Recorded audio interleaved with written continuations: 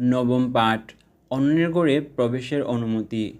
অন্যের ঘরে প্রবেশ করতে অনুমতি গ্রহণ মহান আল্লাহর নির্দেশ ও আদব প্রদর্শনের অন্যতম দিক। আল্লাহ তাআলা ইরশাদ করেন, হে মুমিনগণ, অন্যের ঘরে অনুমতি ছাড়া প্রবেশ করবে না। প্রবেশ করার সময় ঘরের বাসিন্দাদের সালাম দেবে। এ আদব প্রদর্শন তোমাদের জন্য উত্তম আচরণ। বিষয়টি স্মরণ রাখা আবশ্যক। সূরা আন-নূর ২৭।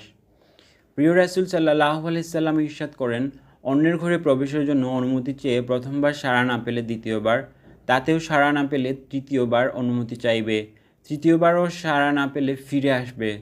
অনুমতি চাওয়ার সময় ভেতর থেকে যদি বলে কে, জবাবে নিজের নাম ও পরিচয় বলতে হবে। কলিং বেল থাকলে প্রথমে আস্তে কল করবে, তাতে সাড়া না পেলে আরেকটু জোরে বেল চাপ দিতে হবে, তাতেও সাড়া না পেলে জোরে চাপ দিতে হবে, তাতেও সাড়া না পেলে ফিরে আসতে হবে। বাড়িওয়ালা রাজি না থাকলে জোর করে বিরক্ত করে তার ঘরে প্রবেশ করা নিষিদ্ধ। দশম পাঠ, সৎসঙ্গ লাভ। মানুষ সামাজিক জীব, সে একা থাকতে পারে না। জীবনের প্রতিটি ক্ষেত্রে সঙ্গী প্রয়োজন। সঙ্গী কেমন হওয়া উচিত সে সম্পর্কে মহান আল্লাহ তাআলা ইরশাদ করেন, তোমরা সত্যবাদীদের সাথী হও। সূরা তাওবা ১১৯। কথা, কাজে, আচরণে যিনি সত্যতা ও সত্যবাদিতার আদর্শ হিসেবে প্রতিষ্ঠিত হয়েছেন, তার সাথী হলেন নিজেও সৎ হবে। প্রিয় রাসূল সাল্লাল্লাহু আলাইহি সাল্লাম ইরশাদ করেছেন, ব্যক্তি তার বন্ধুর স্বভাবে প্রভাবিত হয়, তাই কাকে বন্ধু হিসেবে গ্রহণ করবে তা নিয়ে ভাবা উচিত।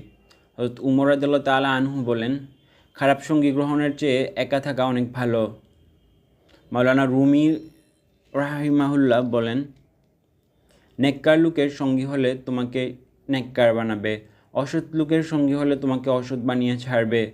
বাংলায় বলা হয়, সৎসঙ্গে স্বর্গবাস, অসৎসঙ্গে সর্বনাশ। তাই মিথ্যাবাদী, অসৎ, খেয়ানতকারী, আল্লাহ ও তার রাসূলের হুকুম অমান্যকারীর সঙ্গী হওয়া থেকে বিরত থাকতে হবে। হাক্কানি আলিম ও অলিয়া উলিয়ার সাথী হতে হবে, তাতে দুনিয়া ও আখিরাতের কল্যাণ নিহিত।